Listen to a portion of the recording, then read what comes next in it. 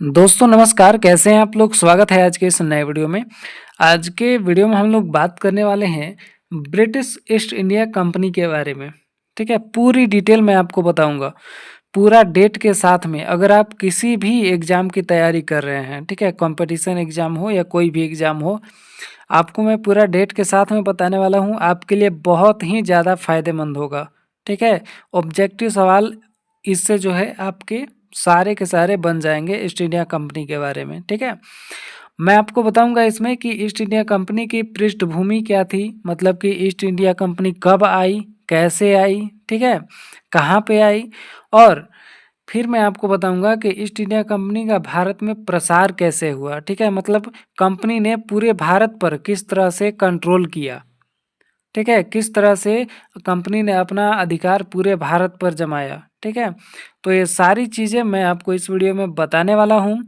Video को बिल्कुल भी स्किप मत कीजिएगा और बिल्कुल भी जो है छोड़कर मत जाइएगा, अगर आप अच्छे तरीके से ईस्ट इंडिया कंपनी को समझना चाहते हैं तो। चलिए हम लोग आज का वीडियो शुरू करते हैं, एकदम शुरू से शुरुआत करेंगे। ठीक है, चलिए चलिए शुरू करते हैं। ये मेरे क्लास नोट्स हैं, ठीक है, जो मैंने खुद अपने हाथों से लिखा है और इसी से मैं आपको सब कुछ अच्छे तरीके से समझाने वाला हूँ। देखिए, चलिए हम लोग शुरू करते हैं। सबसे पहले हम लोग ये जानेंगे कि जो ब्रिटिश ईस्ट इंडिया कंपनी था उसका स्थापना कब हुआ। ठीक है, तो ईस्ट इंडिया कंपनी की स्थापना हुआ था 1599 में। ठीक है, ईस्ट इंडिया कंपनी जिस समय स्थापित हुआ था उसका नाम, यानी कि 1599 में जो अंग्रेजों ने स्थापित किया कंपनी, ठीक है, उस कंपनी का नाम ईस्ट इंडिया कंपनी नहीं था। ठीक है, उसका नाम था governor and company of merchants of London. ठीक है, trading into the east Indies. वो जो है उस कंपनी का नाम इतना लंबा रखा गया था। ठीक है, बाद में 2-3 बार इस कंपनी का जो है 2 बार इस कंपनी के नाम में सुधार हुए हैं। ठीक है, तब जा कर के तीसरी बार इस कंपनी का नाम पड़ा है ईस्ट इंडिया कंपनी।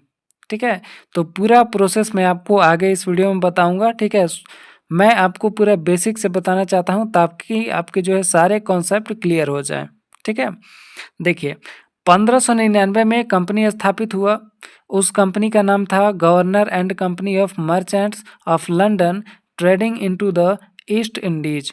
सब लोग जानते हैं कि 1600 ईस्वी में ईस्ट इंडिया कंपनी आई है, लेकिन ईस्ट इंडिया कंपनी की स्थापना 1599 में ही हुई थी। ठीक है, उस समय इसका नाम ईस्ट इंडिया कंपनी नहीं था। ठीक है, आपको सबसे पहले तो ये पता होना चाहिए कि भारत में विदेशी जो अ, विदेशी यात्री हैं, ठीक है, सबसे पहले कौन आए थे? तो सबसे पहले पुर्तगाली आए थे। ठीक है, 1498 में वास्को डी गामा, ठीक है, पुर्तगाल के थे वास्को डी गामा। वो केरल के काली तट पे आए थे। ठीक है, काली तट पे।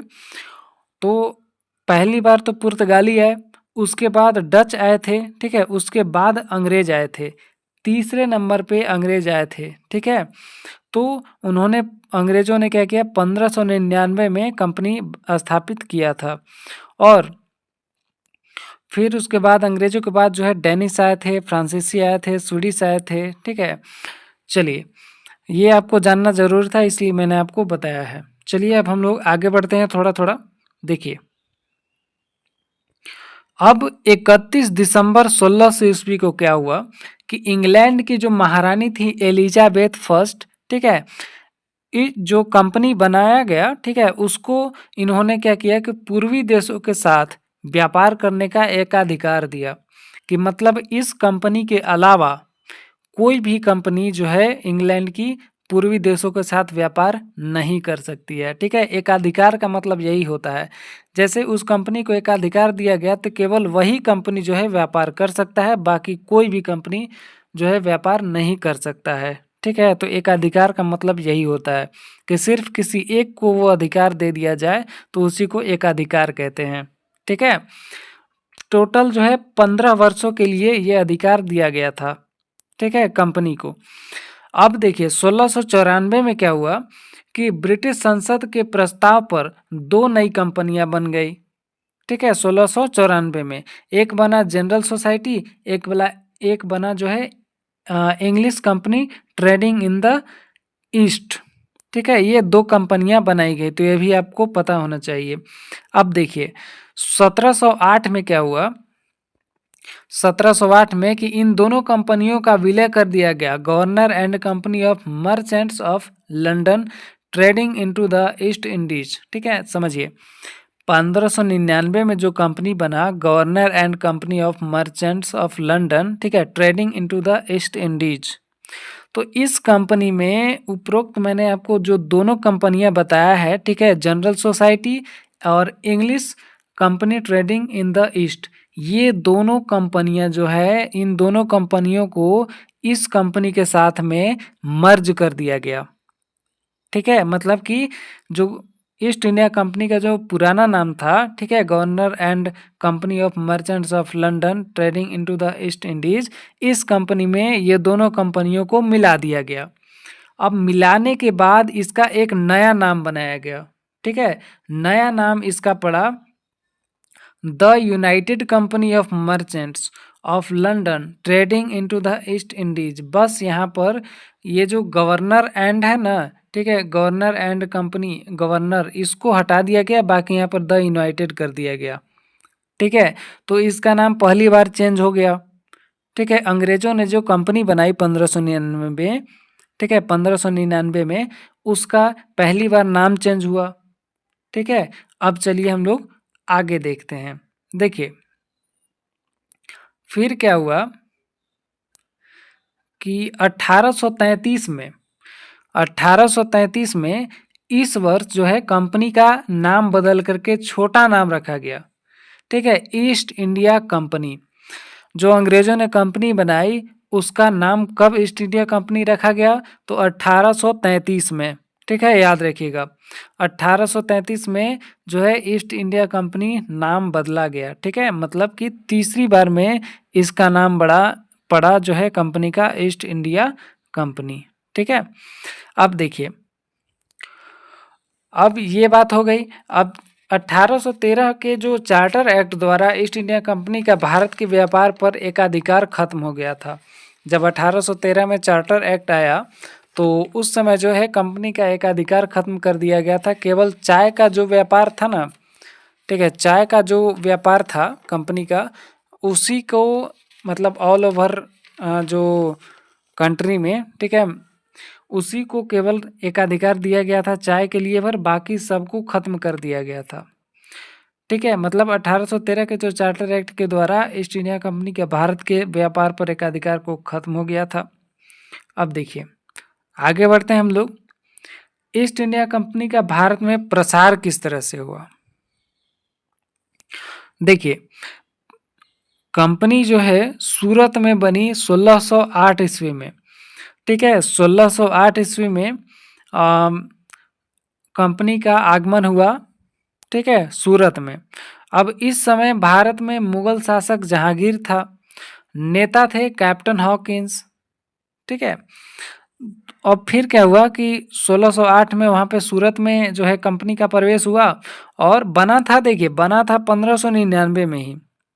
ठीक है, बना था 1599 में, और एलिजाबेथ प्रथम ने जो है वहाँ की महारानी ब्रिटेन की, ठीक है, ब्रिटिश की, 1600 ईस्वी में 31 दिसंबर 1600 ईस्वी को जो है उन्होंने परमिशन दिया कि पूर्वी देशों के साथ जाकर के व्यापार करो। ठीक है, परमिशन दिया था 15 वर्ष के लिए।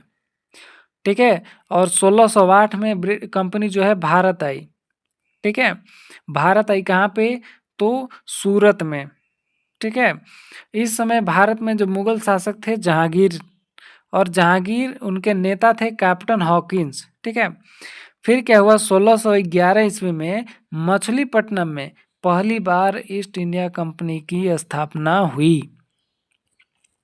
ठीक है, कहाँ पर पहली बार ईस्ट इंडिया कंपनी कहाँ पर बनी, तो स्थापना हुई कहाँ पे, तो मछलीपट्टनम में। ठीक है, आई कंपनी कहाँ पे आई थी, तो सूरत में आई थी। ठीक है, बहुत से लोग कंफ्यूज रहते हैं कि ईस्ट इंडिया कंपनी की शुरुआत जो है मतलब स्थापना सूरत में हुई, नहीं, कंपनी ब्रिटेन से आई थी सूरत में। ठीक है, कंपनी के लोग आए थे सूरत में स्थापित करने के लिए, लेकिन वो सूरत में जो है कंपनी नहीं स्थापित किए, वो मछलीपट्टनम में पहली बार ईस्ट इंडिया कंपनी का स्थापना किए थे। मछलीपट्टनम कहाँ पे है? आंध्र प्रदेश में, ठीक है। तो आंध्र प्रदेश में पहली बार अंग्रेजों ने ईस्ट इंडिया कंपनी की स्थापना की थी, ठीक है। अब आपका कॉन्सेप्ट क्लियर हो गया होगा कि पहली बार जो है ईस्ट इंडिया कंपनी का आगमन कहाँ पे हुआ? तो सूरत में हुआ। कब हुआ? 1608 ईस्वी में। दूसरी बात कि पहली बार ईस्ट इंडिया कंपनी की स्थापना कहाँ पे हुई? तो याद रखिएगा मछलीपट्टनम में, आंध्र प्रदेश में। कब हुआ? 1611 ईस्वी में, ठीक है। चलिए अब आगे बात करते हैं हम लोग। 1613 ईस्वी में क्या हुआ कि सूरत में इस वर्ष अस्थाई कारखाना बनाया गया, ठीक है। अस्थाई कारखाना बना और फिर 1632 में गोलकुंडा के सुल्तान जो कुतुब शाह ने ईस्ट इंडिया कंपनी के लिए एक सुनहरा फरमान जारी हुआ, ठीक है, जारी किया है उन्होंने, ठीक है। किसने? तो कुतुबुद्दीन शाह ने, कुतुब शाह ने। इसके अनुसार 500 पेगोड़ा वार्षिक कर देने पर ईस्ट इंडिया कंपनी को पेगोड़ा में फ्री व्यापार की अनुमति दी। अब देखिए क्या हुआ है कि कंपनी के लिए 2 फरमान जारी हुए हैं, ठीक है। एक है सुनहरा फरमान और एक है केवल फरमान, ठीक है। पहले सुनहरा फरमान जारी हुआ था, उसके बाद जो है अगले मतलब कि इसके सुनहरा फरमान के बाद एक शासक और था जिसने कि फरमान जारी किया था, ठीक है। उसके बारे में भी मैं आपको आगे बताऊंगा। पहले जो है सुनहरा फरमान जारी हुआ था उसके बारे में देखिए। सुनहरा फरमान में क्या था, यानी कुतुब शाह जो था सुल्तान, ठीक है, गोलकुंडा का, उसने कहा कि हमको जो है 500 पेगोड़ा वार्षिक कर देना, बाकी तुम पेगोड़ा में फ्री में व्यापार कर सकते हो, ठीक है। कहने को तो है भाई फ्री में, लेकिन ये 500 पेगोड़ा वार्षिक ले रहा है, तो हाँ ये टैक्स ले रहा है 500, ठीक है, बाकी फ्री है, ठीक है। तो याद रखिएगा 1632 ईस्वी में गोलकुंडा के सुल्तान ने, कौन था? तो कुतुब शाह था, ठीक है। कुतुबुद्दीन नहीं था, कुतुब शाह था, ठीक है। तो कुतुब शाह ने क्या किया कि सुनहरा फरमान जारी किया। ये क्वेश्चन में आता है कि सुनहरा फरमान किसने जारी किया था, ठीक है। तो गोलकुंडा के सुल्तान कुतुब शाह ने जारी किया था, ठीक है। किसके लिए? तो ब्रिटिश ईस्ट इंडिया कंपनी के लिए, ठीक है। उसने 500 पेगोड़ा वार्षिक कर लिया और कंपनी को फ्री में पेगोड़ा में व्यापार करने का जो है परमिशन दे दिया, ठीक है। पेगोड़ा में नहीं, गोलकुंडा में, ठीक है। सॉरी, यहाँ पे पेगोड़ा नहीं गोलकुंडा होगा, ठीक है। कंपनी को गोलकुंडा में व्यापार करने का अनुमति दे दिया, ठीक है। चलिए अब हम लोग आगे बढ़ते हैं थोड़ा सा। ये जो ऑब्जेक्टिव सवाल आता है ना, उसके लिए बहुत ज़्यादा इम्पोर्टेंट है ये सब टॉपिक, ठीक है, डेट के साथ में। चलिए अगला है 1633 ईस्वी में। देखिए 1633 ईस्वी में क्या हुआ कि पूर्व में पहली फैक्ट्री उड़ीसा के बालासोर और हरिहरपुर में स्थापित हुआ। देखिए मतलब पहली जो ईस्ट इंडिया कंपनी बनी वो साउथ में बनी, ठीक है। कहाँ पे? आंध्र प्रदेश में, मछलीपट्टनम में। फिर पूर्व में, ठीक है, पूर्व दिशा में, यानी भारत के पूर्व में पहली फैक्ट्री उड़ीसा में लगी, ठीक है, बालासोर में और हरिहरपुर में, ठीक है, स्थापित हुआ। कब? तो 1633 ईस्वी में। तो क्वेश्चन इस तरह से आता है कि पूर्व में ईस्ट इंडिया कंपनी कहाँ पे स्थापित हुई, ठीक है, पहली बार पूर्व में पहली फैक्ट्री ईस्ट इंडिया कंपनी की कहाँ पे स्थापित हुई? तो बालासोर और हरिहरपुर में स्थापित हुई थी। ये दोनों उड़ीसा में है, ठीक है। और कब हुआ था? तो 1633 ईस्वी में।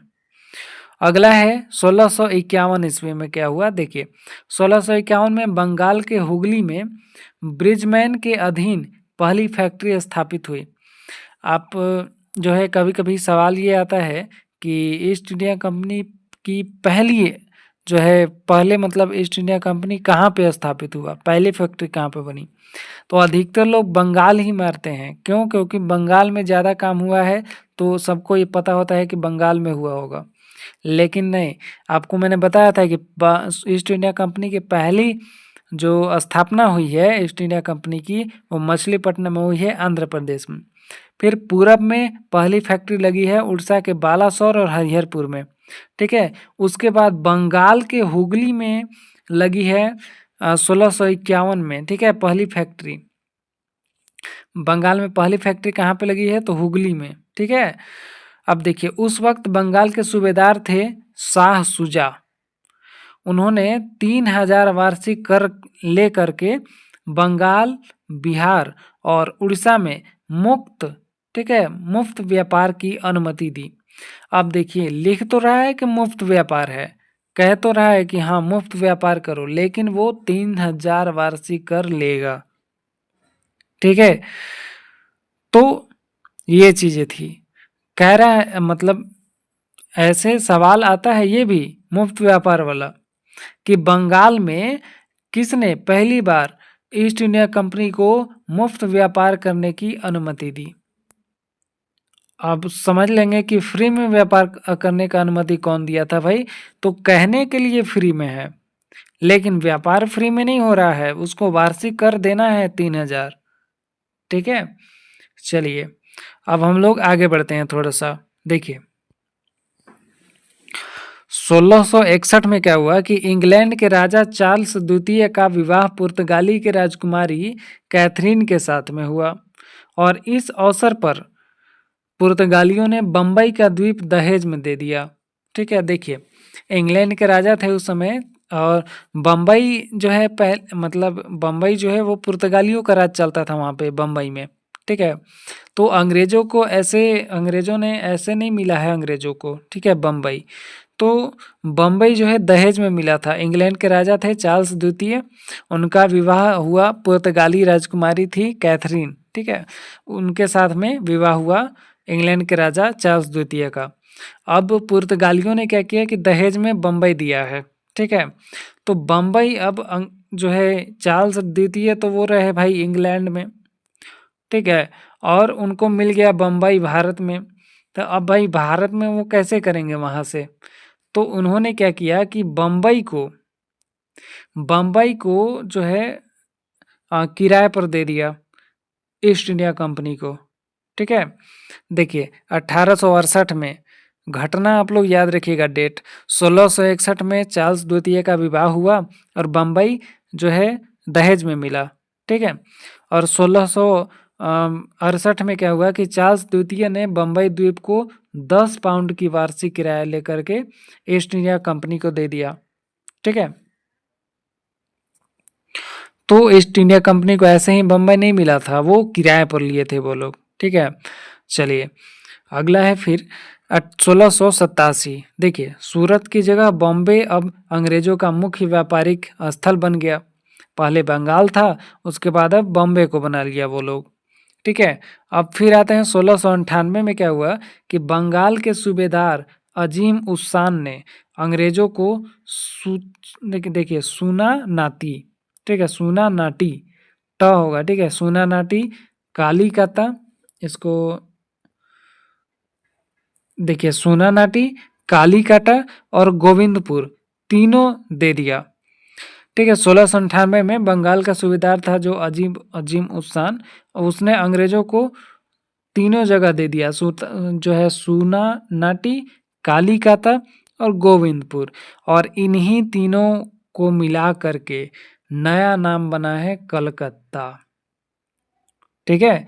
कलकत्ता किन किन शहरों को मिला करके बना था? तो 3 शहरों को मिला करके बना था, सूना नाटी, ठीक है, कंफ्यूज हो जाता है थोड़ा सा, सूना नाटी, कालीकाता और गोविंदपुर, ये तीनों को मिला करके कलकत्ता शहर बना था। तो ये भी इम्पोर्टेंट क्वेश्चन बनता है कि कलकत्ता शहर किन 3 शहरों को मिला करके बना है? तो 3 शहरों को मिला करके बना था, ठीक है, याद रखिएगा, इम्पोर्टेंट है। चलिए अब हम लोग बढ़ते हैं आगे। देखिए यहाँ पर किला बनाया गया, कहाँ पे? तो कलकत्ता में, ठीक है, कलकत्ता में किला बनाया गया और उसका नाम फोर्ट विलियम रखा गया, ठीक है। कलकत्ता में ईस्ट इंडिया कंपनी ने यानी अंग्रेजों ने किला बनाया और उसका नाम रखा फोर्ट विलियम, ठीक है। और इसके पहले अध्यक्ष थे चार्ल्स अय्यर, ठीक है। और यह भारत का पहला प्रेसिडेंसी नगर घोषित किया गया। याद रखिएगा, भारत का पहला प्रेसिडेंसी नगर कौन घोषित किया गया? तो कलकत्ता घोषित किया गया था, ठीक है। जिसके पहले अध्यक्ष कौन थे? तो चार्ल्स अय्यर थे, ठीक है। अब देखिए, मद्रास को भी प्रेसिडेंसी नगर घोषित किया गया और यहाँ जो किले बने थे उसको कहा गया सेंट फोर्ट जॉर्ज, ठीक है। तो सेंट फोर्ट जॉर्ज कहा गया उसको। मद्रास में भी किला बनाया गया था। अब देखिए, तीसरा तीसरा प्रेसिडेंसी नगर बॉम्बे को घोषित किया गया। आपने सुना होगा कि बंगाल, बिहार और बंगाल, मद्रास और बॉम्बे। पहला जो प्रेसिडेंसी नगर बना था वो बंगाल में कलकत्ता बना था, ठीक है।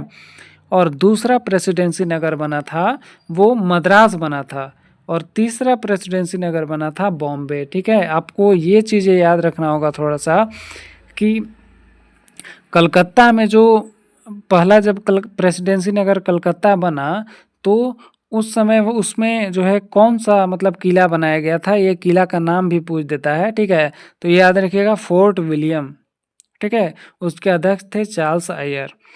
फिर मद्रास में जो प्रेसिडेंसी नगर दूसरी बार मतलब कि दूसरा प्रेसिडेंसी नगर मद्रास बना और उसमें जो किला बनाया गया उसका नाम रखा गया सेंट फोर्ट जॉर्ज, ठीक है। और तीसरा जो है प्रेसिडेंसी नगर बना वो बॉम्बे बना था, ठीक है, बॉम्बे। चलिए, अब हम लोग आगे बात करते हैं थोड़ा सा 1715 में। देखिए 1715 में क्या हुआ कि ईस्ट इंडिया कंपनी ने जॉन साइमन की अध्यक्षता में एक समूह को मुगल दरबार में भेजा, ठीक है। ईस्ट इंडिया कंपनी ने क्या किया कि जॉन साइमन की अध्यक्षता में जॉन साइमन को अध्यक्ष बनाया और एक समूह को मुगल दरबार में भेजा। इसमें दो प्रमुख लोग शामिल थे, एक ख्वाजा शेरहूद, ठीक है, जो कि ट्रांसलेटर थे, ठीक है, ट्रांसलेटर थे। और विलियम हैमिल्टन, इन्होंने फारुखसियर का इलाज किया। इससे फारुखसियर काफ़ी खुश हुआ और 1717 में एक फरमान जारी किया। मैंने आपको पहले बताया था सुनहरा फरमान के बारे में, ठीक है। तो जो सुनहरा फरमान है वो सुनहरा फरमान किसने जारी किया था? याद रखिएगा, गोलकुंडा के सुल्तान ने, ठीक है, कुतुब शाह ने। कब? तो 1632 ईस्वी में। इसमें उसने 500 पगोड़ा वार्षिक कर लिया था और ईस्ट इंडिया कंपनी को पेगोडा में जो है फ्री व्यापार करने की अनुमति दे दिया था, ठीक है। अब ये हो गया। अब 1715 ईस्वी में फरमान जारी हुआ। किसने किया फरमान जारी? तो मुगल शासक था, ठीक है। मुगल शासक कौन था? फर्रुखसियर था, ठीक है, फर्रुखसियर। तो मुगल शासक फर्रुखसियर ने क्या किया? एक फरमान जारी किया और फरमान में, ठीक है, फरमान था ये फर्रुखसियर, याद रखिएगा, इंपॉर्टेंट, 1715 ईस्वी में जारी हुआ। ख्वाजा शेरहूद अनुवादक थे, यानी कि ट्रांसलेटर थे, क्योंकि अंग्रेज़ों का इंग्लिश था लैंग्वेज और भाई ये लोग का फारसी चलता था। तो अब भाई ये लोगों को ट्रांसलेटर एक तो चाहिए, ठीक है। ये मुग़ल को इंग्लिश समझ में नहीं आ रहा है, अंग्रेज़ को फारसी समझ में नहीं आ रहा है, तो उसके लिए तो एक अनुवादक चाहिए, एक ट्रांसलेटर चाहिए आदमी कोई, ताकि दोनों की बातों को समझा सके, ठीक है। तो वही ख्वाजा शेरहूद ट्रांसलेटर थे और डॉक्टर विलियम हैमिल्टन जो कि आए थे वहाँ पे, डॉक्टर थे वो। और फर्रुखसियर जो था ना वो मतलब बीमार था, ठीक है।